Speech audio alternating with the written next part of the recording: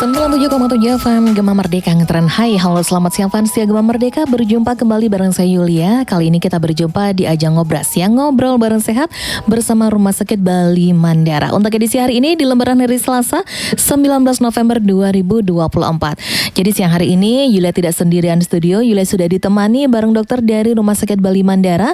Langsung saja Yulia sapa, beliau adalah Dr. Iketut Mudanayase, SPN MARS FINA. Om Swastiastu dokter. Ya, Om Swastiastu Mbak Yulia. Iya, gimana kabarnya siang hari ini dok? Sehat? Sehat ya? Sudah makan siang? Sudah. Sudah. Gimana tadi perjalanannya lancar dok? Lancar, saya lebih awal datang. Lebih awal. Jadi ya? Saya jam 12 dah sini. Wah, penyiarnya masih istirahat. Macetnya. Iya, baik. Tetap semangat ya dok ya. Pasti. Dimana siang hari ini kita bakalan ngobrolin tentang stroke nih dok. Sering kita dengar di lapangan atau mungkin banyak dari keluarga fans Gema Merdeka ada yang mengalami stroke ya. Oke, jadi ini sangat menarik sekali topiknya. Dan seperti biasa dok, nanti di sesi yang terakhir Yule bakal membuka kesempatan untuk fans Gema Merdeka yang mungkin ingin bertanya-tanya tentang penyakit stroke ini. Oke, fans Gema Merdeka, untuk mengawali perjumpaan kita seperti biasa Yulia bakal putarkan satu buah lagu dulu untuk mengawali jumpa kita. Jangan kemana-mana, tetap di 97,7 FM Gema Merdeka Ngetren. 97,7 FM Gema Merdeka Ngetren, fans Gema Merdeka. Satu lagu sudah mengawali perjumpaan kita di ajang Ngobras Siang, ngobrol bareng sehat bersama Rumah Sakit Bali Mandara. Dimana siang hari ini kita ditemani bareng Dr. Iketut Mudanayase. Akrabnya dipanggil dokter siapa nih dok? Dokter Mudana.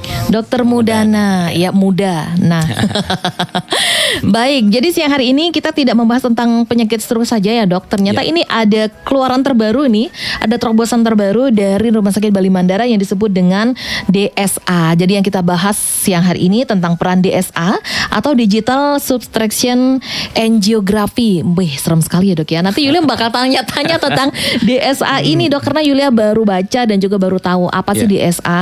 Nah, kebetulan karena orang tua Yulia juga menderita stroke, jadi kan kita wah enak nih. Jadi nggak perlu konsultasi ke sana ya. Konsultasinya kita istimewa di udara dok, nggak di darat ya. Baiklah dokter, sebelum kita beralih ke apa itu DSA dan seperti apa fungsinya dan lain sebagainya, Yulia apa yang dijelasin dulu dokter yang disebut dengan stroke. Nah itu dia, itu apa dokter? Oke. Kalau stroke itu, kalau dulu kita bicara stroke itu adalah adanya suatu gejala klinis, ada manifest klinis di mana akibat disfungsi neurologi, itu terutama pada otak, akibat dari gangguan pada pembuluh darah otak. Tetapi saat ini berkembang bahwa tidak pada pembuluh darah otak saja, itu pada mata, misalnya terjadi buta mendadak, kita pikirkan itu sebuah suatu gejala dari stroke. Atau misalnya terjadi kelumpuhan kaki yang terjadi tiba-tiba. Ya, jadi stroke ini terjadinya secara tiba-tiba ya dok? Iya, namanya stroke itu sumbernya dari pukulan. Jadi maka stroke, nah, dinamakan stroke seperti itu. Berkembang itu definisinya menjadi gejalanya tidak hanya pada otak dan mata, tapi juga pada sumsum tulang belakang yang istilah kedokteran itu medula spinalis. Nah, gejala yang terjadi pada tiga itu, pembuluh darah otak, mata, ya pada retina ya, dan pada medula spinalis. Nah itu kejadiannya harus 24 jam. Kalau kurang dari 24 jam namanya tension ischemic attack. Apa itu dok? Serangan stroke yang sifatnya sesaat. Belum kita anggap suatu stroke. Atau dibilang stroke ringan bukan? Enggak, stroke ringan itu yang ngomong stroke ringan berarti gejalanya ringan. Oh ya, gejalanya ringan. Ringan banget, lemesnya ya, atau semutan saja muncul. Nah itu, tapi kalau di bawah 24 jam itu namanya TIA, tension ischemic attack, serangan stroke sesaat.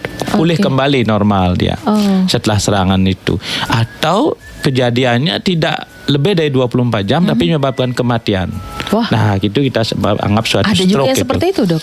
Iya, kurang dari 20 misalnya terjadi stroke, kemudian seseorang itu mengalami penurunan kesadaran, kemudian meninggal. Pada CT scan kepala kita temukan ada suatu perdarahan yang sering sekali perdarahan pada otak yang dibilang pecah pembuluh darah kayak gitu, pecah pembuluh darah ya, namanya stroke hemorrhage. Itu stroke ya, Dok ya? Itu berarti bukan dikarenakan jantung begitu ya? Kalau Enggak ya? memang kita Bukan ya? tidak menemukan klinisnya stroke atau misalnya dari CT scan kepala tidak ada perdarahan, mungkin diperkirakan suatu Jantung. Tetapi bedanya adalah kalau jantung kan mendadak sekali, Iya, sudden death ya. Kalau di perdarahan itu masih kita punya waktu ya 6 jam, kemudian baru mengalami Oke. penurunan kesadaran dan kematian pada pasien. Seperti itu. Oke, seram sekali ya dok ya, sampai menyebabkan kematian juga kalau tidak segera ditangani ya dok ya. Betul. Oke. Dulu ini kejadian pada keluarga, pada orang tua sendiri dok. Begitu tiba-tiba lemas gitu dok, lemas gak bisa jalan Ya. di salah satu tangan dan juga kakinya kan gitu. Terus diajak ke rumah sakit, ternyata harus segera dirawat inap katanya. Kalau terlambat gimana itu dok? Kalau terlambat kita lihat dari dua hal, dari squele, kecacatan yang ditimbulkan, atau dari yang seperti tadi kita fatal, akibat kematian yang terjadi akibat dari stroke itu. Jadi kalau telat berarti kecacatannya akan lebih tinggi, lebih banyak, lebih berat seperti itu. Oke baik, jadi istilahnya kalau memang terjadi gejala yang mengarah pada stroke, segera saja ya dok ya. Ada Harus batasan ke rumah sakit. waktunya nggak dok?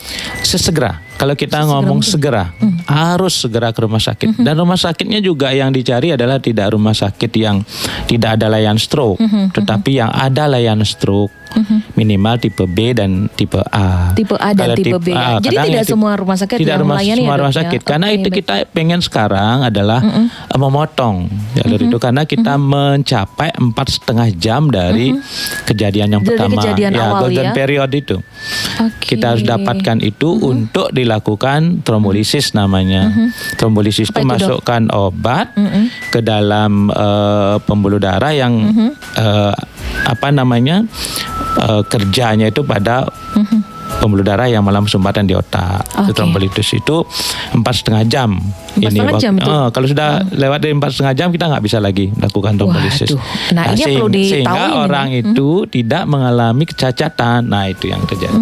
Itu yang kita harapkan. Baik. Maksudnya Sesegera kecacatan mungkin. itu yang kayak tangannya kayak gini tuh ya? Iya, lumpuh yang tidak balik lagi ya. Tapi Karena memang ada stroke yang bisa kembali normal ya dok ya? kalau misalnya kita cepat melakukan di golden period itu, apalagi kita melakukan trombolisis yang baik, itu bisa sembuh tanpa ada kecacatan atau Oke. kecacatannya ringan sekali. Ringan ya. Itu. Istilahnya bisa teratasi begitu Bisa ya dok teratasi, ya? ya. Oke. Terus kalau untuk stroke sendiri dok, itu ada berapa jenis dok? Kalau stroke itu ada dua jenis. Ada dua jenis, apa aja? Stroke penyumbatan yang kita di medis itu kita sebut dengan ischemic stroke. Oke. Kemudian stroke perdarahan yang kita sebut dengan hemorrhage stroke. Itu penyumbatan maksudnya apa yang tersumbat nih dok? Jadi pembuluh darah di otak mengalami Sumbatan. oklusi, sumbatan. Oke. Jadi kayak aliran pipa plek. Tersumbat ya. Itu yang menyumbat apa itu dok? Bekuan darah Oke. yang kita sebut dengan yang nempel-nempel ya di dinding pembuluh darah yang kita sebut dengan aterosklerotik. Oke. Trombus terjadinya gumpalan itu. Kalau pecah ya pembuluh darahnya Pecah. rusak dindingnya, tekanan yang tinggi atau apapun penyebabnya menyebabkan itu terjadi pecah pembuluh darah. Nah, jadi ada dua jenis ya Vansia Gema Merdeka, ada sumbatan dan juga pecah ya dok ya. Pecah pembuluh darah. Pecah pembuluh darah. Stroke perdarahan. Nah, Yulia ini pengen tahu nih dok, bedanya itu apa sih perbedaannya? Tapi setelah yang berikut ini kita break dulu ya dok ya. Oke, ya. Vansia Gema Merdeka jangan kemana-mana, semakin menarik sekali perbincangan kita. Yulia akan segera kembali setelah yang berikut ini. Tetap di 97,7 FM Gema Merdeka Ngetren. 97,7 FM Gema Merdeka Ngetren Vansia Gema Merdeka. Kita sudah refresh ya dengan mendengarkan satu buah lagu akustikan. Waduh, enak sekali ya. Jadinya kita refresh. Dan Yulia udah gak sabaran nih dokter. Yulia kepengen dengerin tentang perbedaan stroke, dua jenis stroke ya dok ya. Yang pertama ada stroke karena pecah pembuluh darah dan yang satunya penyumbatan. Nah ini tentunya ada perbedaan yang spesifik ya dokter. Kasih tahu dong dokter. Spill apa itu perbedaan dari penyumbatan dan juga pecah pembuluh darah. Ya. Kalau penyumbatan stroke iskemik istilahnya ya di medis itu biasanya terjadi lemes separuh tubuh atau gejala yang ditimbulkan itu lebih pelan dia. Lebih pelan. Ya misalnya lemes kanan lebih pelan dia terjadi penurunannya. Oke. Kemudian nyeri kepala, mual muntah seperti itu biasanya jarang terjadi. Jadi lebih ringan tampaknya. Tetapi kalau stroke perdarahan itu itu lemesnya atau gejala Isi lemas klinisnya juga ya, itu, Dok, ya? sama tergantung sekarang Oke. daerah mana yang kena di otak. Kalau lemesnya terjadi hemiparesis namanya, separuh tubuh itu mengalami kelumpuhan. Itu biasanya kalau perdarahan itu lebih cepat. Misalnya dari tangan kita yang grade 5 menjadi plek menjadi 1, 2 aja, 1 seperti itu. Dan ada gejala ikutan, nyeri kepala, mual, muntah seperti itu. Itu yang terjadi sering sekali. Nah, itu perbedaannya sedikit. Itu perbedaannya ya. Dari keduanya antara penyumbatan dan juga pecah pembuluh darah itu mana yang lebih bahaya, Dok? Sama-sama bahaya. Oh, sama-sama. Iya. Nggak bisa dipilih ya. Sama-sama bahaya. Sama-sama Tetapi bahaya. kalau dilihat dari fatalnya ya memang perdarahan. Perdarahan ya, oke. Jadi kalau apalagi perdarahannya di daerah batang otak seperti itu pusat kesadaran dari pasien. Jadi pasien akan tiba-tiba mengalami tidak sadar, atau perdarahan yang luas sekali di otak yang menekan sampai ke batang otak, walaupun di otak besar misalnya seperti itu ya. Itu apa yang menyebabkan, Dok? Kok tiba-tiba langsung mendadak terjadi perdarahan? Terjadi itu kan stroke serem gitu sekali ya. Iya. Itu apa yang menyebabkan, Dok? Kalau kita lihat ada 2 faktor risiko Ada 2 yang bisa dimodifikasi dan tidak. Iya. Kalau tidak itu kan karena umur kan seperti itu ya. Kemudian yang bisa dimodifikasi itu adalah hipertensi, tensi yang tinggi, kemudian kolesterol yang tinggi, ya, gangguan jantung dan termasuk juga hipertensi. Nah itu yang dikontrol. Jadi teman-teman Pansetia yang punya sakit itu ya, itu harus benar-benar berobat dari sekarang. Jangan sampailah terjadi stroke. Oke. Mau perdarahan kayak mau penyumbatan, jangan dipilih. Jangan ya. Itu bukan pilihan ya, Bukan Vanstia ya. Kalau bisa dijauhi berarti bisa dicegah dong ya, Dok? Bisa, bisa dicegah. Gimana caranya nyegah? Dengan mengontrol Kontrol? pola itu, Iya, pola hidup kita berarti mengontrol pola hidup. Jadi jangan sampai hipertensi dong, jangan sampai kencing manis. Gimana caranya biar nggak hipertensi, Dok? Apa yang harus kita hindari? Nah makanannya, fast food mungkin hindari, garam, peksin yang menyebabkan natriumnya meningkat, hindari. Ya, seperti olahraga, teratur. Ya, gitu ya. Jadi harus hidup sehat ya, Vanstia Gema Merdeka ya. Jangan mau yang enak-enak aja ya. Karena enak-enak itu mengarah ke penyakit, apalagi stroke ini serem ya. Ya. Oke, kalau bisa jangan deh Vanstia ya. Semoga Vanstia nih Yulia doain sehat semuanya ya. Oke, setelah itu tadi ada gejala-gejala stroke juga sudah. Nah, ini misalkan, Dok ya, penanganannya seperti apa? Kalau misalkan ada salah satu anggota keluarga Vanstia Gema Merdeka yang tiba-tiba mengalami gejala-gejala stroke seperti yang sudah dijelaskan oleh dokter tadi, tiba-tiba lemas atau gimana. Nah, terus kita sebagai keluarga itu kan panik, Dok. Betul. Nah, sekarang spill sama Vanstia Gema Merdeka yang nonton YouTube-nya, gimana caranya untuk menangani jika terjadi gejala-gejala stroke terhadap gejala-gejala stroke terhadap keluarga Vanstia. Ya. Pemahaman yang benar itu sangat penting akan membantu ya, salah satu anggota keluarga kita atau malah kita sendiri harus tahu dulu gejala stroke itu apa. Yang seperti itu ada istilah segera. Nah seperti itu ada gangguan pada suara, pada wajah, kelumpuhan pada separuh tubuh, ya, pelo, suara seperti itu mendadak kita. Suaranya gimana, Dok? Pelo. Jadi kayak miring itu ya? Miring pada wajah biasanya. Oh, wajah ya. Wajah, kemudian lumpuh setengah tubuh, hemiplegia ya. Pelo atau kebas misalnya. Kebas itu rasa tebel seperti kesemutan. Sesisi tubuh atau sisi wajah seperti itu. Puyeng misalnya, muter ya orang vertigo. Nyeri kepala hebat. Nah seperti itu. Atau buta mendadak. Seperti harus segera ke rumah sakit. Ya, rumah sakit yang dipilih adalah untuk memotong ya, memotong kita harus mengejar 4,5 jam harus sampai di rumah sakit kan gitu ya. Itu harus memilih rumah sakit yang memang ada fasilitas minimal scanningnya, ada CT scan-nya. Nah, karena kita harus membedakan, walaupun dari klinis, dari gejala kita sudah bisa membedakan apakah stroke itu penyumbatan atau perdarahan, tapi scanning sebagai objektifnya. Jadi lewat scanning ya, scan kepala, CT scan kepala, ketemu perdarahan apa penyumbatan, kan seperti itu, sehingga penanganannya lebih tepat dan tepat itu. Ya. Oke, pokoknya hindari jangan sampai lebih dari 4,5 jam begitu ya, Dokter ya? Ya. lebih cepat lebih bagus. Jadi 0 sampai 4,5 jam kita punya waktu untuk melakukan trombolisis itu. Nah, kalau sudah itu kita tidak bisa melakukan trombolisis lagi. Nah, sehingga penanganannya adalah ada istilah trombektomi. Itu pun pada rumah sakit besar yang Apa itu, memiliki.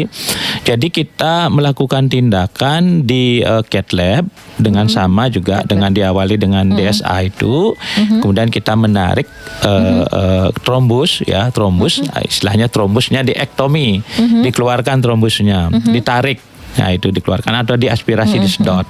Nah, itu setelah 4,5 jam kita melakukannya itu. Nah, apalagi misalnya 1 hari sudah seperti itu. Nah, itu tindakan-tindakan itu sudah nggak bisa dilakukan.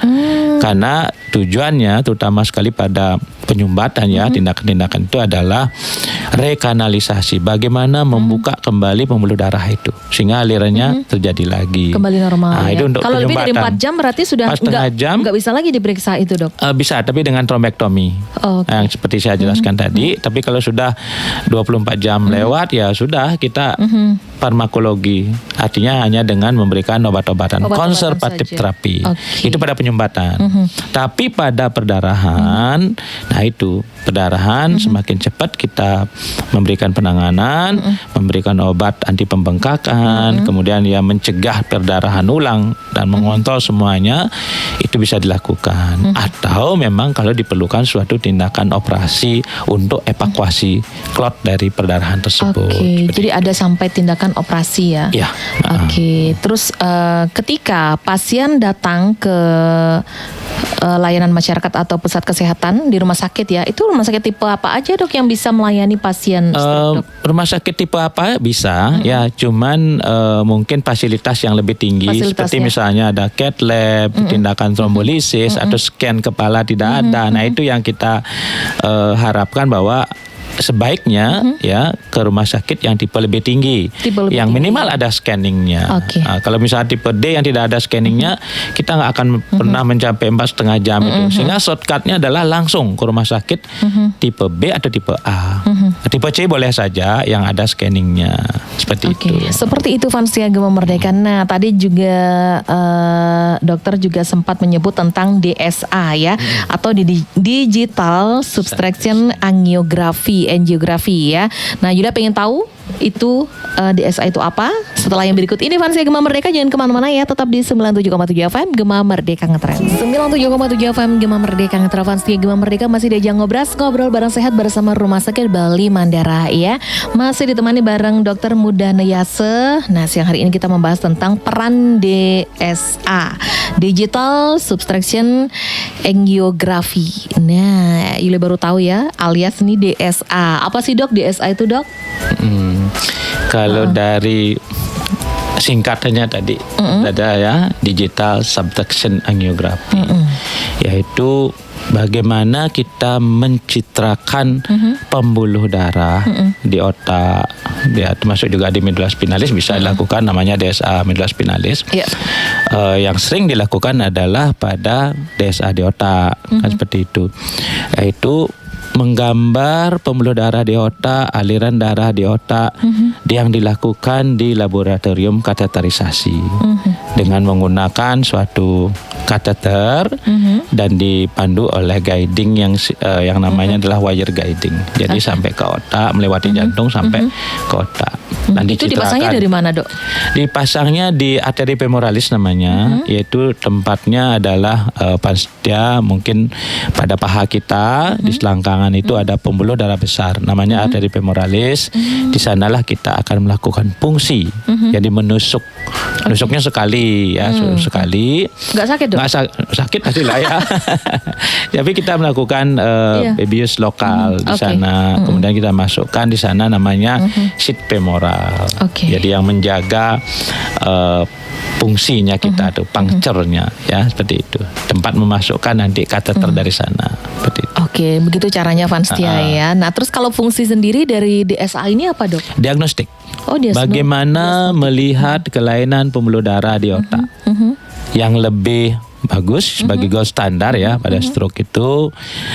Alirannya bagaimana, sumbatannya bagaimana ya, kemudian ada nggak pembuluh darah yang memang berisiko dia untuk terjadi pecah atau penyumbatan atau kelainan kayak APM seperti itu antara arteri vena yang malformasi atau pada tumor-tumor yang vaskularisasinya yang aliran darahnya banyak sekali, bisa kita melakukan deteksi melalui DSA itu seperti itu. Oke, itu DSA Avansia Gema Merdeka ya. Nah, berarti penting banget ya dok ya? Sangat Ya. Seberapa penting sih dok DSA ini untuk para penderita stroke dokter? Sangat penting karena DSA merupakan gold standar untuk kita menegakkan diagnostik penyumbatan ataupun misalnya resiko untuk terjadi perdarahan itu. Jadi biar tahu ya dok ya, yang terjadi penyumbatan tuh yang sebelah mana, biar tahu ya dok ya. Iya, kita dari scanning pun sebenarnya kita sudah tahu. Tapi itu kan bentuknya adalah pemetaan. Tetapi pembuluh darah mana yang pastinya kena atau berisiko untuk terjadi stroke berulang. Nah itu kita akan melihat dari DSA itu. Stroke itu ada bisa berulang? Berulang.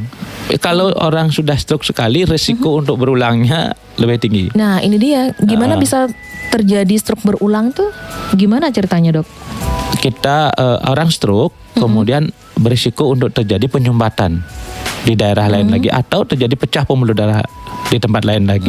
Karena pembuluh darah di otak itu banyak sekali. Lebih banyak dari pembuluh darah di jantung. Risikonya tinggi sekali.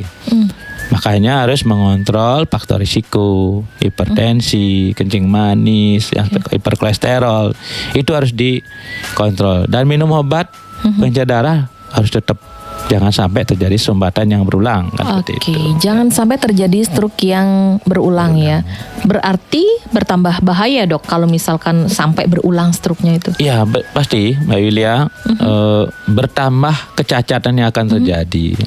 Risiko fatal untuk kematian lebih tinggi lagi. Nah, jika terjadi berulang itu ya dok ya. Ya biar kalau terjadi pengulangan, tidak berulang pun tinggi sekali risikonya kan. Yang tadi jaga Vansia ngeri pokoknya ya. Oke, dokter bisa diceritain sedikit tentang prosedur DSA ini dokter? Ya, oke.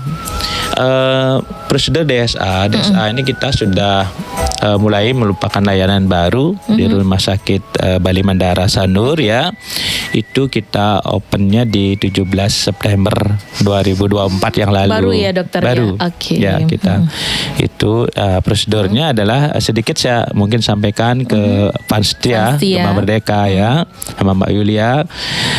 Kita melakukan fungsi artinya sama persis dengan bagaimana orang pernah pas dia melihat orang pasang infus kan gitu ya. Betul. Jadi itu dengan memasukkan suatu femoral sheath namanya melalui pembuluh darah femoralis. Femoralis itu berada di pangkal paha kita. Kemudian nanti kita setelah femoral sheath-nya terpasang, kita ketemu akses ke pembuluh darah. Itu masukkan nanti sebuah wire kecil ya yang lembut sekali, tidak melukai lah pasiennya. Kemudian nanti kita juga masukkan kateter menuju ke jantung langsung ke pembuluh darah di otak. Setelah itu kita ketemu apakah di otak yang kanan atau yang kiri, namanya arteri karotis ya, atau mungkin di arteri vertebralis yang di belakang yang melayani otak kecil dan batang otak. Kita lakukan penyemprotan bahan kontras. Kemudian kita lihat di layar, ditangkap dengan menggunakan sinar X, ya, kemudian ditangkap dan kita lihat di layar. Kita bisa lihat sendiri bisa ya, di layar penyumbatannya ya, di mana risiko terjadi pecah yang kayak gelembung pembuluh darah di otak yang disebut dengan aneurisma, di mana, nah itu kita bisa lihat dengan DSA itu. Oke, terus yang dibutuhkan dalam pemeriksaan DSA ini apa aja dok? Yang dibutuhkan tentu bahan-bahan steril dulu ya untuk penanganan pada pasien. Kemudian femoral sheath namanya yang saya sampaikan tadi itu, kateter, wire, kemudian cairan fisiologis NaCl, kemudian yang sudah bercampur dengan heparin, bahan kontras. Nah seperti itu yang dibutuhkan kita. Oke, jadi itu ya Vanstia Gema Merdeka ya. Nah terus kalau untuk DSA sendiri ini digunakan untuk terapi atau diagnostik? Diagnostik. Nah, saya tekankan untuk diagnostik ya. Walaupun pada beberapa sumber katanya bisa melakukan terapi dengan DSA. Tetapi evidennya adalah diagnostik. Untuk mendiagnosa melakukan diagnosis kelainan pembuluh darah di otak. Oke, sangat menarik sekali Vansia. Jadi untuk Anda yang mau gabungan silakan, masih Yulia tunggu ya. Silakan ditulis nama dan juga alamat dan pertanyaan Anda seputar DSA, Digital Subtraction Angiography. Oke Vansia Gema Merdeka, jangan kemana-mana, Yulia akan segera kembali setelah yang berikut ini. Tetap di 97,7 FM Gema Merdeka Ngetren. 97,7 FM Gema Merdeka Ngetren. Vansia Gema Merdeka, nggak terasa kita sudah berada di menit ke-43 melangkah dari jam 1 siang ya. Masih ada kurang lebih 17 menit ke depan. Jadi untuk Anda Vansia Gema Merdeka yang mau bertanya-tanya tentang DSA ya, silakan bergabung di 0815580977. Jangan lupa cantumkan juga nama, spasi, alamat dan juga pertanyaan Anda. Oke Vansia Gema Merdeka, kita lanjut lagi bertanya-tanya bareng Dr. Mudane ya, tentang DSA. Nah, tadi DSA itu apa aja sih yang dibutuhkan? Banyak banget ya dokter ya. Nah, kalau sudah DSA sebagai diagnostik ya, nah itu apa yang bisa dilakukan jika ditemukan kelainan pada DSA tersebut? Pada hasilnya. DSA itu kan diagnostik yang gold standar ya, yang standar paling tinggi untuk melakukan diagnosis pada stroke. Apakah itu stroke perdarahan atau stroke penyumbatan. Kalau misalnya pada stroke perdarahan, terus kita misalnya lakukan DSA, ketemu misalnya kita pada hasil DSA itu adalah aneurisma, nah seperti itu kita bisa melakukan coiling. Nah, coiling itu memasukkan coil ya, coil itu seperti kawat ya yang dimasukkan ke aneurisma itu. Aneurisma itu adalah pembuluh darah yang mengalami seperti gelembung seperti itu ya, seperti kantong itu. Pembuluh darah yang seperti gelembung, seperti kantong itu. Itu di mana tempatnya, Dok? Di pembuluh darah juga. Di dinding pembuluh darah yang mengalami gelembung. Nah, di sana kita masukkan coiling untuk menutup aneurisma itu sehingga mencegah terjadinya pecah pembuluh darah. Nah, itu. Kalau misalnya pada penyumbatan itu kita ini ketemu nih DSA-nya ada penyumbatan. Loh, ini penyumbatannya berisiko untuk penyempitan aterosklerotik namanya ya. Dindingnya ini berisiko nih untuk nyumbat nih kapan itu sebetulnya ya. Nah, sehingga perlu dilakukan apa? Perlu pasang stenting enggak? Lakukan stenting enggak? Stent itu seperti ring ya pada jantung, dipasang di sana untuk mencegah dinding itu mengalami penyempitan yang lebih lanjut sehingga tidak gitu ya, Dok ya? Dijaga. Oh, dijaga. Dilonggarkan seperti itu, dijaga dindingnya biar nggak terjadi oklusi, biar tidak terjadi nyumbat dia. Nah, kalau nyumbat terjadi stroke nantinya. Atau menggunakan balon. Ya, angioplasti. Jadi seperti pompa gitu ya, masukkan seperti balon-balon anak-anak itu seperti itu, tapi agak memanjang dia, masukkan, kemudian di daerah sempit itu kita pompa. Nah, sehingga bersifat dilatasi dia, melebarkan dinding pembuluh darah yang mengalami penyempitan. Nah, seperti itu. Tetapi yang kalau sudah oklusi, yang sudah blok, yang sudah nyumbat benar-benar ya kita nggak bisa melakukan apa-apa. Itu seperti itu. Jadi itu Vansia Gema Merdeka jika ditemukan kelainan pada DSA ya. Nah, selain pada stroke, dokter, kelainan apa aja nih yang bisa diperiksa atau menggunakan DSA ini, dokter? Kalau seseorang dengan nyeri kepala yang lama, berat dan seperti itu ya, sering dan berat mungkin nyeri kepalanya, itu bisa dilakukan DSA. Kemudian pada pada stroke tentu ya, pada vertigo misalnya, pusing berputar yang tidak jelas, kita lihat pembuluh darahnya. Ya, yang sering maksudnya sering kambuh vertigonya ya, Dok? Iya, yang sering kambuh dan terus menerus. Kita melihatnya sebagai suatu vertigo yang sifatnya sentral. Ini kemungkinan masalahnya di pembuluh darah di otak ini. Nah, itu vertigo yang sifatnya sentral. Perlu di DSA juga. Perlu lakukan. Pada tumor otak, misalnya nih kita scanning, ketemu tumor otak nih, jenisnya meningioma. Meningioma itu alirannya darahnya banyak banget ke meningiomanya, ke tumornya. Nah, lakukan DSA untuk melihat seberapa banyak aliran yang memberikan makan ke tumor itu. Atau pada kelainan pembuluh darah di otak namanya AVM. Oke. Antara arteri dan vena itu nyambungnya tidak benar. Ada itu, kelainan ya? ada kelainan itu ya. Itu kita lakukan DSA. Oke. Seperti itu, Mbak Yulia. Ternyata banyak ya fungsi dan juga kegunaan dari DSA ini ya dokter Banyak ya. banget, tidak hanya pada stroke loh. Iya, nah itu dia. Yulia kira juga hanya bisa untuk memeriksa stroke saja ya. Ternyata tumor otak juga Ya, bisa. bisa. Wajib menggunakan. Nah, yang vertigo ini Vanstia, yang sering pusing-pusing tapi bukan karena pusing akhir bulan ya dok ya? Mungkin kalau akhir bulan juga bisa dilakukan ya. Kalau pusing akhir bulan, mohon maaf DSA ditolak ya. Oke, jadi yang sering pusing kayak gitu ya. Dan pusingnya berat begitu dok ya? Pusingnya yang sering, tidak harus berat ya, ringan, tapi terus menerus. Tapi terus sering kali mengalami ya. Terganggu lah Oke. pasiennya. Ya. Oke, jadi itu harus periksa DSA ya. Jadi itu penting banget Vanstia Gema Merdeka. Nah, terus ngomong-ngomong DSA, dari tadi ini DSA. Nah, ini di Bali Mandara kan ada ya dok ya, sejak Ada. September kemarin ya dok ya. September kita launching. Kita Nah, buka. itu bisa nggak pakai BPJS dok? Saat ini kita dalam proses kerjasama dengan BPJS. Kemarin saya cek kita sudah divisitasi, kita masuk ke koordinator wilayah dan ke pusat. Masih dalam proses. Masih dalam proses. Ya, ya. Nah, berarti ada peluang dong ya bisa menggunakan BPJS ya? Ada. Tapi saat ini belum. Ya. Tapi ada ya? Ada, kita sudah mengurus. Kita berdoa aja ya Vanstia Gema Ya, Merdeka cepet. ya, biar cepat. Oke, baik. Nah, berarti kalau tidak bisa menggunakan BPJS tentunya ada biaya yang dibutuhkan ya, yang harus kita siapkan untuk periksa DSA ini. Nah, kasih spill dok, boleh dok?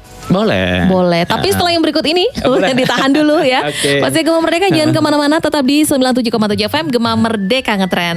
97,7 FM Gema Merdeka Ngetren. Vanstia Gema Merdeka masih diajak ngobrol bareng sehat bersama Rumah Sakit Bali Mandara ya. Baik, kita sudah berada di session yang terakhir ya dokter ya. Di ajang ngobras siang hari ini masih tentang peran DSA, Digital Subtraction Angiography ya. Oke, nah tadi sudah dijelaskan juga selain stroke ternyata DSA itu bisa juga diperlukan untuk penyakit-penyakit yang lainnya. Nah, kalau di Rumah Sakit Bali Mandara sudah ada layanan DSA, tapi tidak bisa, bukan tidak bisa ya, masih belum bisa menggunakan BPJS. Nah, sekarang yang seperti yang dia tanyakan tadi dokter ya, bisa di-spill biaya jika menggunakan pemeriksaan DSA ini untuk layanan pasien umum itu sekitar berapa dokter? Ya. Terima kasih Mbak Ilia. Pansetia Gema Merdeka ini kita memberikan informasi di Rumah Sakit Bali Mandara itu sudah ada layanan DSA yang pada saat ini kita sedang berproses untuk kerjasama dengan BPJS. Tujuannya adalah membantu masyarakat seperti itu. Ya, tetapi saat ini layanan masih sifatnya umum. Jadi pasien membayar dengan sistem paket kita. Jadi sistem paketnya itu berbeda antara kelas 3, kamar kelas 3 yang isinya dalam satu kamar 4 orang seperti itu ya. Kemudian sampai kelas VVIP, di mana di kelas 3 itu di 13,2 juta. 13 itu sistemnya paket. Paket ya, Paket. sepaket Artinya sudah rawat inap selama 4 hari. Oh, ada sampai rawat inap. Rawat inap karena kita persiapan hari ini, besok dilakukan. Kalau tidak ada komplikasi apapun, aman, lancar. Lagi 2 hari dah bisa pulang. Jadi 2 malam ya. Tapi kita spare paketnya itu adalah 4 hari. 4 hari ya, itu untuk jaga-jaga. Tetapi nanti kalau misalnya 3 hari sudah pulang, berarti diskon dapat pasiennya. Nah, seperti itu. Di kelas 2 itu di 13,3 juta, di kelas 1 13.900.000, di PIP-nya di 15.600.000, kemudian di PPIP di 16.800.000. Nah, itu sistem paket. 16.800.000. Nah, itu di PIP-nya itu, di PPIP-nya itu di Merak kita. Jadi ada ruang tamu, kamarnya kita. Kemudian kalau di PIP-nya sendiri itu satu kamar sendiri dengan sofa ruang tunggu seperti itu.